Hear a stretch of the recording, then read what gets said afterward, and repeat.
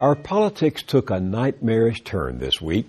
Senate Republicans twice blocked a vote to require corporations, unions, and obscure organizations hovering in the shadows to tell us who's putting up the millions and millions of dollars for all the propaganda assaulting the public during this political year. The bill the Republicans killed was already a weak parody of its original intent. It wouldn't even go into effect until after the November auction, when the buying and selling of the White House, Congress, state legislatures, and courts will have been completed and the dark money have done its dirty work. By then, a vast pall of secrecy will cover the tracks of the secret donors. The knife, plunged into the heart of democracy, will have been wiped clean of the fingerprints of those who wielded it. The public will not even know who owns title to our government. Both our political parties are up to their necks in this corruption. It was Barack Obama, you'll recall, who tossed public funding under the bus 4 years ago, then hauled in huge sums of money from Wall Street fat cats he later promised to protect from public wrath over their ill-gotten gains. And when there was just a brief chance to reform carried interest, that's the trickery that enables the Mitt Romneys of the world to pay a tax rate far below working people, Wall Street Democrats like Senator Chuck Schumer helped to snuff it out in the cradle. But the Republicans, once the party of Lincoln, government of, by, and for the people, remember, the Republicans have thrown their soul into the bargain. Once upon a time they said, "Let there be light." Here's Ronald Reagan in 1988. "We need full disclosure of all campaign contributions." Here's the first George Bush in 1989. Disclosure, full disclosure. That's the answer.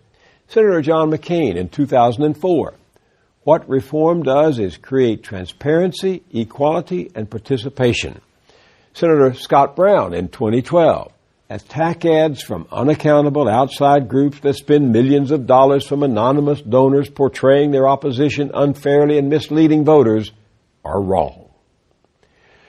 Once upon a time, even Senate Republican leader Mitch McConnell was for transparency.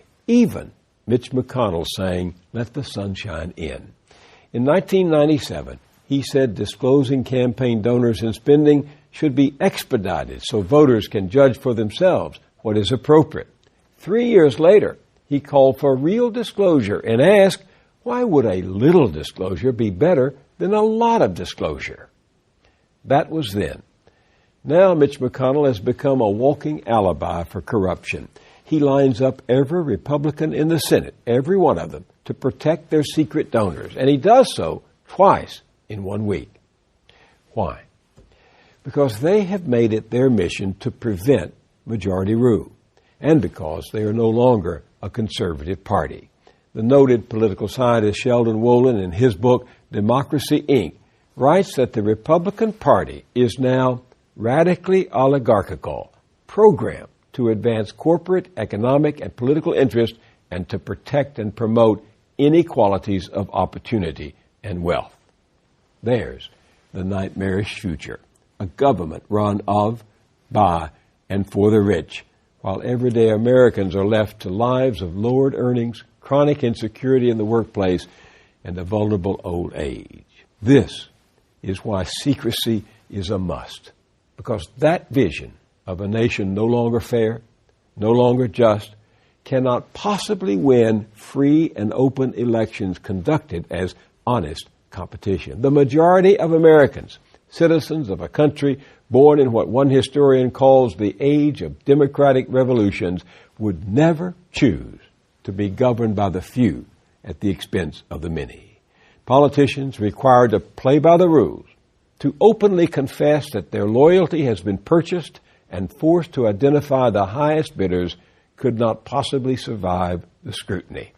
So they must bend the rules to conceal their transactions. In doing in democracy, their safety is in secrecy, and we must be kept in the dark.